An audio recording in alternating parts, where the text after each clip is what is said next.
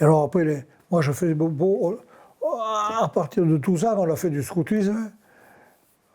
Ça me pesait, moi, quand j'avais ces garçons qui avaient le chapeau scout sur la tête, là, comme ça. Mais puis ça marchait bien, on était nombreux, il y avait plusieurs troupes dans Béziers. Et on avait des chefs qui s'y consacraient vraiment. Parce que quand on prend en charge des groupes de jeunes, il faut les intéresser. Hein. Il ne s'agit pas d'aller marcher. On faisait de longues sorties, des jeunes, mais on faisait des trucs de fou. On faisait des trucs de fou. Moi, je me rappelle d'une sortie, un exemple, par exemple. Avant de partir le dimanche, on commençait par aller à la messe de 7h à Saint-Joseph, à Saint-Aphrodise. Alors, on mettait les sacs dans un coin là, on assistait à la messe, et quand on sortait, on mettait les sacs et on partait faire la sortie. Un jour, quand on prend pas dans les sacs, plus de sacs. Alors, on était quatre patrouilles. Les patrouilles, chaque patrouille avait un nom d'animal. Il y avait les mouettes, il y avait les bisons, il y avait les cigognes et la patrouille des léopards. Alors chaque patrouille avait un cri, vous savez, le cri de ralliement. Les léopards toujours plus, les cigognes toujours plus unis, je ne sais pas, vous savez. Alors, 4 enveloppes, patrouille de cigognes. On ouvre la main. Il y a à la place des sacs. Alors là, comment ça s'appelle ça maintenant? Pour trouver sur une carte, comment ça s'appelle, le point de... De rendez-vous Non. Allez, non. Vous m'avez surpris, là, vous comprenez.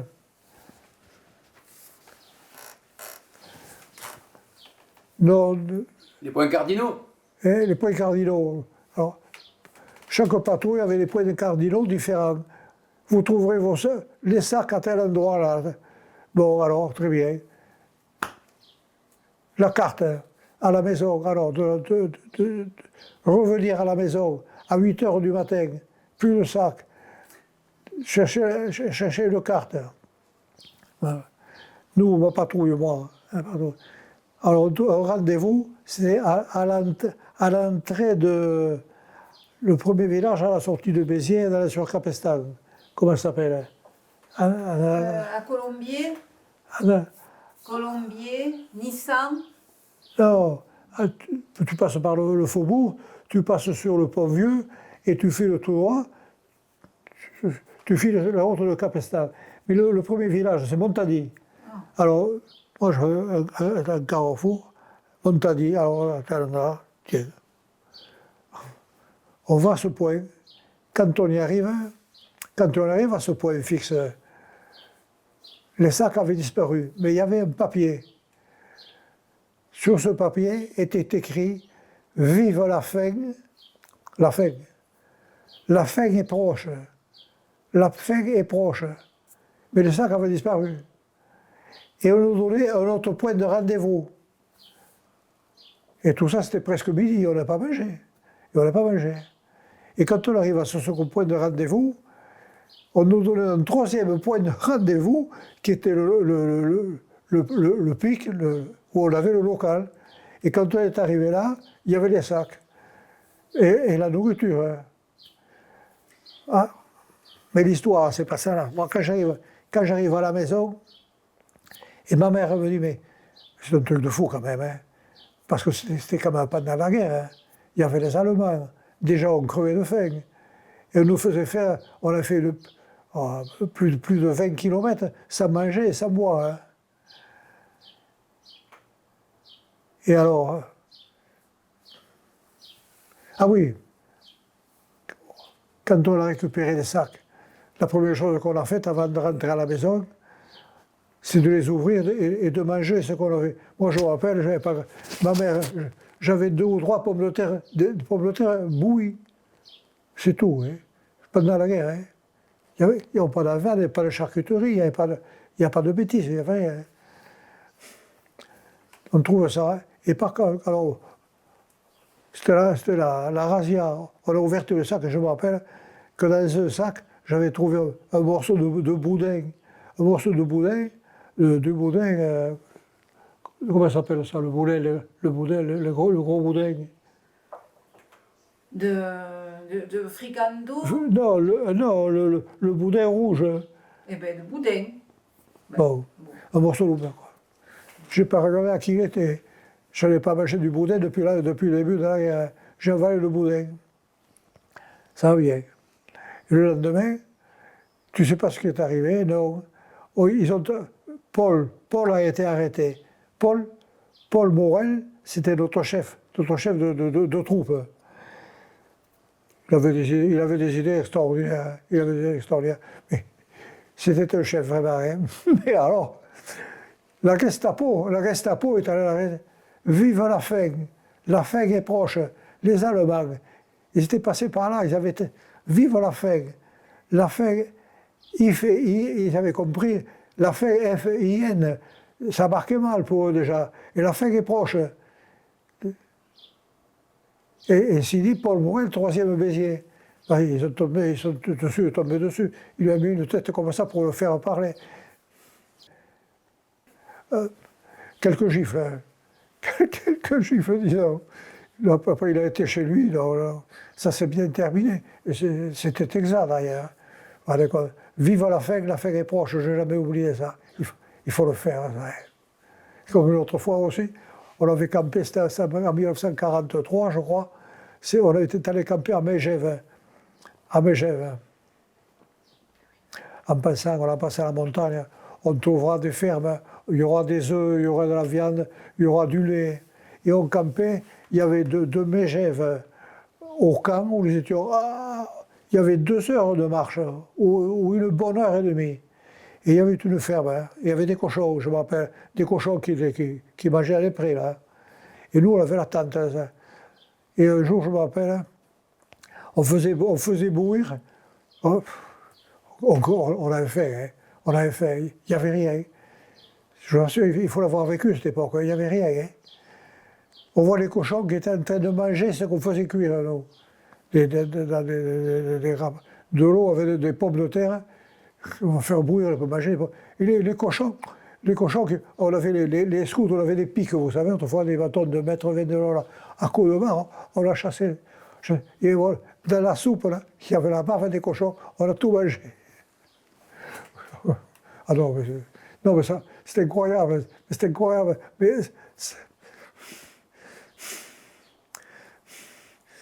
ça fait des hommes, ça. Le camp, on ferme le camp fermé, vous allez partir, ça c'est les chefs, manque de moyens pour distribuer la nourriture, quand on a eu une vingtaine de garçons, alors il y avait 4 patrouilles, mettons 4, 5 ou 6 personnes par patrouille, alors 4 patrouilles avec, vous partez du camp, on ne veut pas vous voir de la semaine. Prendre quoi? Il faut le charrier. Prendre les gamelles pour cuisiner, c'est compliqué. Mendier, c'est la seule chose. Hein. Et nous voilà partis avec ma patrouille. On s'en va. Et là, c'était à Brassac. C'est du côté de la Cône, ça. C'est dans le Tarn. Alors,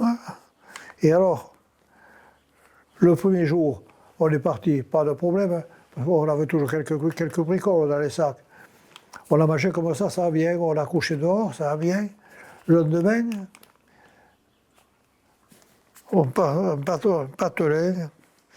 un patelin.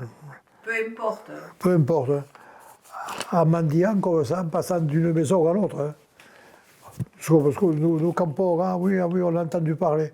Mais voilà, on fait un voyage d'exploration, mais on cherche de quoi manger. Et vous l'avez, non. Alors, on va à la boulangerie, on nous donne 2 pains. On nous les donne. On voulait payer, non, non, non. Une autre personne nous a donné un saucisson. Un saucisson. Et là aussi, c'était pendant la guerre. Des saucissons comme ça, il y a longtemps qu'on ne voyait plus. C'était du pur porc, il sentait bon. Hein. Marquant 2 pains et un saucisson. Alors on était 6 ou 7. On cherche un endroit pour s'asseoir. Il y avait quelques bancs. Alors on met nos sacs sur les bancs, avec les pains, avec le saucisson. Et puis alors avant de manger, on dit toujours le bénédicité, scout. Bénissez-nous, Seigneur, bénissez ce repas, ceux qui l'ont préparé. Nous donnez le pain du jour à ceux qui n'en ont pas. Et à ce moment-là, qu'est-ce qu'on voit? Un chien qui arrive, qui attrape le saucisson et qui fiche le camp. Et nous derrière, hein, au bout de 30 mètres, on l'arrêtait. Il a pris le saucisson, il nous regardait, et puis il a fiché le camp, on n'a plus vu le chien et le saucisson. Donc à midi, qu'est-ce qu'on a vu? Un morceau de pain pour chacun. Voilà, ce sont les jeux scouts, ça. Et on continue, il fallait passer la semaine. Hein. On arrive à l'endroit, une ferme. Hein. Alors il y a un lac, là, le lac, c'est là, tiens, le lac, comment il s'appelle ce lac? Alors, on avait faim. Alors, les faim. On passe à un patelin qui s'appelait le Ventrou. Alors, le Ventrou, c'est oh, le Ventrou, le Ventrou, il nous faisait mal. Il y avait des noms comme ça. Un autre patelin qui s'appelait le Rialet, le Riolet. Alors on se chahutait. Il était bon de Riolet, il était assez sucré. On passe, il y a un lac là, le Lamousas. On voit une ferme qui s'appelait La Vieille Morte. La Vieille Morte. On y va. Et on tombe sur une vieille, il n'y avait personne. Les hommes travaillaient dans un patelin, ils montaient le soir. Et là, la vieille, elle restait là. Et elle gardait ça. Oh, et, bande de chenapans, elle s'est pris pour des voyous. Elle nous a fichus dehors. Pas d'histoire. On l'a laissé tomber, on est parti, on était loin qu'on l'entendait crier encore. Elle a eu peur, cette femme, quand elle a vu. Pourtant, les scouts, on a l'uniforme, je veux dire. Plus tard, mais on continue. On fait quelques kilomètres, on tombe sur une autre ferme. Ah, on va taper. Bonjour, je suis le scout de France. Nous sommes on fait des voyages d'exploration et on cherche à manger. Vous êtes disponible? Et oui, et alors il nous reste 3 jours, enfin, je ne m'appelle plus. Vous voulez travailler pour nous? Mais avec plaisir. Bon, eh bien écoutez, vous allez commencer par nettoyer les tables des cochons. C'est là que Christian Cahuzac, il tombe la fourche. Vous avez vu des tables de cochons? L'urine, c'est liquide, c'est liquide. Il ne tombe pas la fourche. C'est l'architecte. Si vous saviez la maison qu'il habite maintenant. Mais alors, une rigolade. On leur a mis les tables, les cochons et les vaches. Oh, c'est propre, nickel, la salle à manger. Et à midi, la troupe arrive. Hein. Le paysan, par conséquent, avec qui? J'étais 2 ou 3, dont un grand costaud, mais blond et tout. C'était un prisonnier de guerre allemand. Un prisonnier de guerre, hein, et qui avait été placé là. Bernard, je me rappelle encore.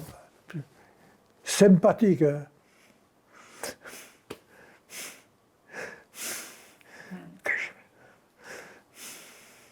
Quand j'y pense, qu'on s'est tapé sur la figure avec ces gens-là. Il leur avait mis cette ferme, hein. Il a pris la ferme comme les fermes quand c'était du blanc de chaux partout. Il avait fait des reproductions de paysages allemands, des forêts de sapins, avec des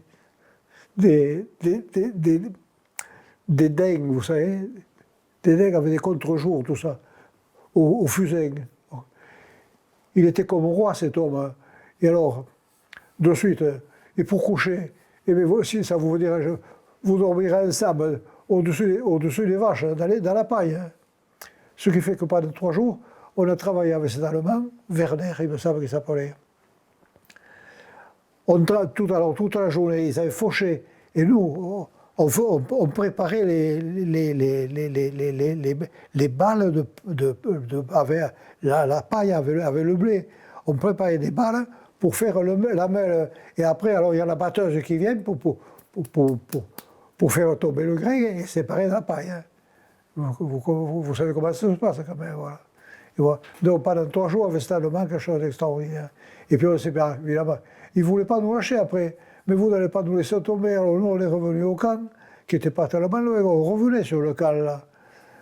Ah, et là, il y a un camp, il y a un ordre, tel jour, et c'est là. Alors on a donné quelqu'un pour dire que ce n'était pas possible. Ils nous ont quittés là. Et je me rappelle qu'ils avaient 4 petites filles. Hein. 4 petites filles blondes, minondes comme tout, le rapport à rapprocher. Voilà.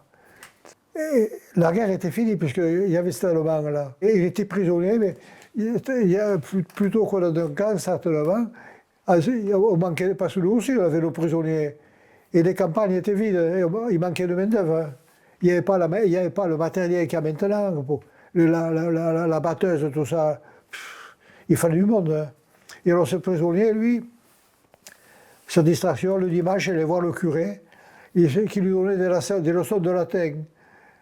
Non, mais c'est un petit peu bien, hein. Sympa, Werner. Alors on couchait ensemble, on travaillait ensemble. Quand on s'est quittés, on avait demandé à y revenir. Non, c'était prévu. Voilà. Vous l'avez jamais revu?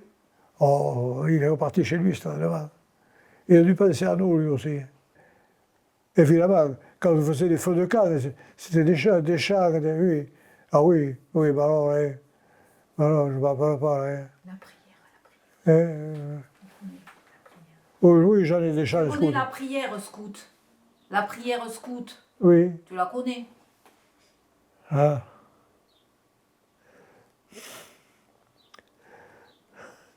Ça ne s'oublie pas.